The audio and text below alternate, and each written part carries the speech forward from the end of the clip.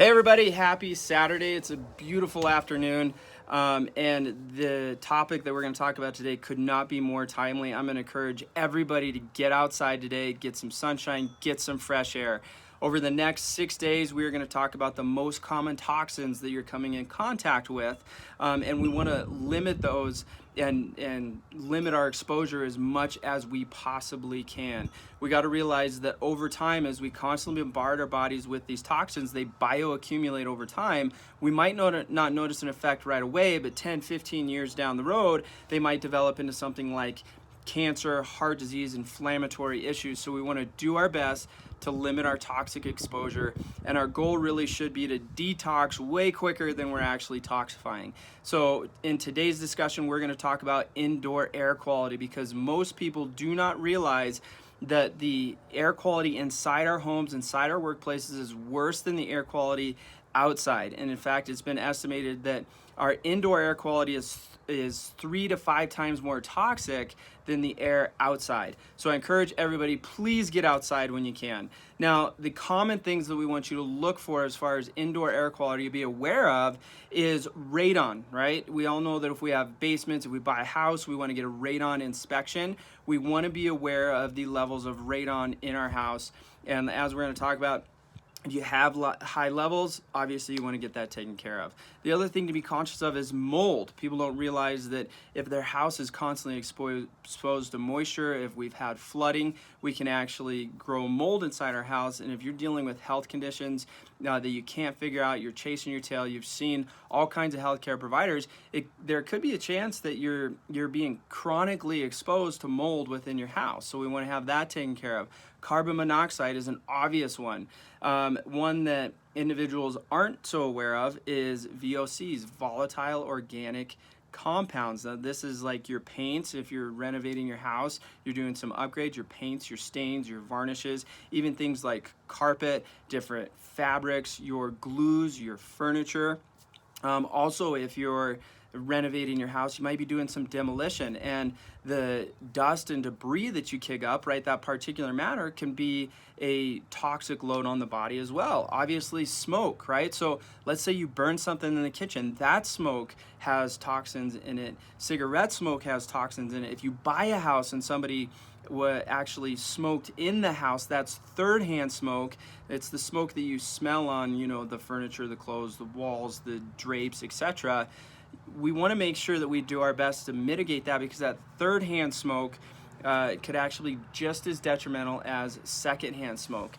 The other thing is the normal things that we come in contact with, like when we're outside, the pollens, the dirts, the dust, also make their way into our house, and we circulate them through our HVAC system. So we have a few recommendations for you. Obviously, everybody, if you have a basement, you should have your radon levels tested. Now, simple test. And if it comes back high, you can hire somebody to mitigate that. They just vent it outside as opposed to it being pushed into your house. If you have an issue with mold and you're dealing with some health issues, you can't figure them out, or if you know that your house has been exposed to flooding or excessive moisture, please have a mold test. Everybody should have carbon monoxide detectors, actually a few in their houses, particularly outside your bedrooms. And if you buy new furniture, if you're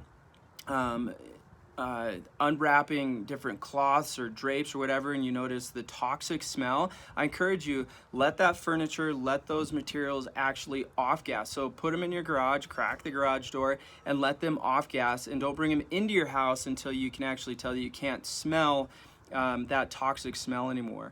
When you're buying paints and other things to renovate your house, make sure that you're being conscious of the VOC content. So at a bare minimum, low VOC, but everybody should be buying no VOC materials.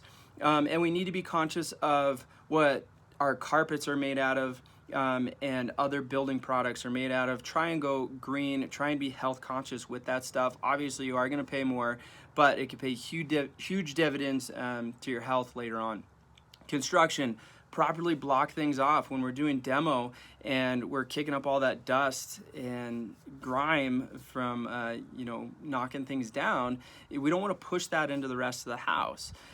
One thing I recommend for everybody, because we do these things and we are going to bring furniture into the house, so we are going to have VOCs, a particular matter, and we are going to have dirt and dust and pollen. Buy a high quality air filter. Now, I'm not just talking about the air filters that you put in your HVAC system. You should have those changed regularly, and you should have your vents cleaned regularly. But I mean legitimately buying a unit, an air filter, high quality, and maybe even have a multiple in the house that are constantly filtering this stuff out and cleaning the air for you. We use one in our house called an Air Doctor. I encourage you to look it up. Do your own research. There's multiple out there. We get a high quality air filter, especially if you're going to be doing home renovations. The other thing, when it's nice like it is out today, open your windows and get some fresh air and get outside. Now, what many people don't realize is Cheyenne, Wyoming has some of the best air quality in the entire nation. Take advantage of it. Get outside. Now, when we look at COVID-19, when we look at the coronavirus, there's multiple studies out there showing that areas where there's higher pollution, we have higher incidences of this virus and greater complications. And they're theorizing that the virus is actually attaching to the particulate matter in the air, and it actually boosts the virus, right? It allows it to actually travel further and concentrate in areas. So here in Wyoming, we're at a huge advantage. We don't have that pollution factor that New York and Northern Italy, like these places that have been hit hard by this virus, do. So I encourage you, open your windows, get outside. I hope this helps. Be super duper conscious of the air quality inside your house. It could actually have a huge impact on your health. Hope you guys found that useful, and we'll talk to you tomorrow for tip number 17.